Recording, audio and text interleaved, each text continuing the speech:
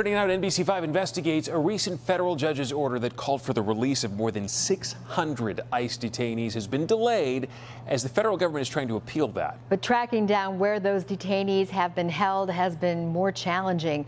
Attorneys and families say an ICE website that's devoted to this doesn't always work. And for the first time tonight, an NBC5 investigation pulls back the curtain on where many of these detainees have been held. Here's investigative reporter Bennett Haeberle. Rodrigo Domingo Hippolito and his fiancée Claudia have been together for 10 years. They're now separated by more than 2,000 miles. You don't have to speak Spanish to understand her heartache. I feel destroyed, she said. Everything is destroyed. Claudia asked not to have her face shown because, while she has a work permit, she is still undocumented. So was Rodrigo. How long were you in Chicago? How many years? Yeah, 24 years. I get there May 21st, 2001. He spoke to me from Mexico, where he's been since early November.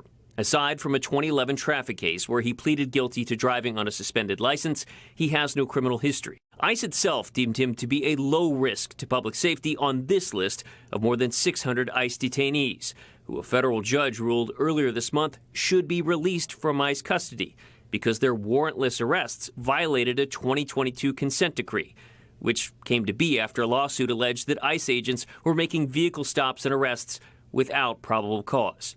Those releases, however, are now on pause as the government appeals the ruling. Rodrigo is one of an estimated 75 on the list who've already been deported. Throughout the Trump administration's immigration crackdown in Chicago, attorneys and family members have complained that it's been difficult to reach or find those held by ICE. This list provides us with a point-in-time snapshot of where they've been held. An NBC5 Investigates analysis of jail and ICE records found more than 160 people were taken to this ICE detention facility in Baldwin, Michigan. We also found hundreds of others from Chicago were taken to Indiana, Missouri, to at least a half dozen jails in Kentucky, and as far away as Texas, Arizona, and Oklahoma, where Rodrigo says he was taken after spending 6 days at this ICE processing center in Broadview. He described it as cold and overcrowded. Man, it is crazy. A lot of people. And when I get there, there was like 90 people, 90 guys inside of the little room. Rodrigo says he spent nearly 2 weeks in an Oklahoma jail before telling a federal judge he'd like to self-deport. At that point, I was thinking it's the right thing to do, because I don't want to spend more time on the jail because my health, it was not well. So, and then I don't want to spend more time on jail. His month-long journey in ICE custody, he says, ended with a final stop in Louisiana. He says the conditions at a jail there were just as packed as Broadview, and people got sick. He became upset when talking about the other detainees whose families don't know where they are. I think outside there is a lot of people or guys, they need help.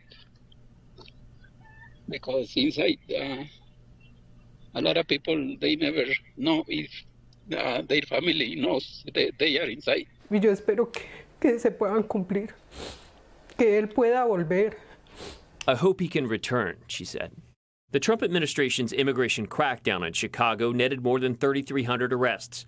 While initially pitched as a means to address crime, critics and those on the receiving end say it hasn't done so on a grand scale and has instead separated families. I can see the experience is upsetting for you.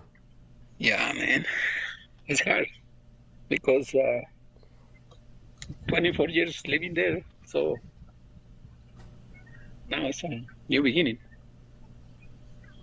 Rodrigo says he's hoping he can eventually apply for a visa and re-enter the U.S. legally. DHS has said some of the worst have been processed through the ICE processing facility in Broadview. Over the past several months, though, we've reported how data shows 70 to 80% of those in ICE custody have no criminal convictions.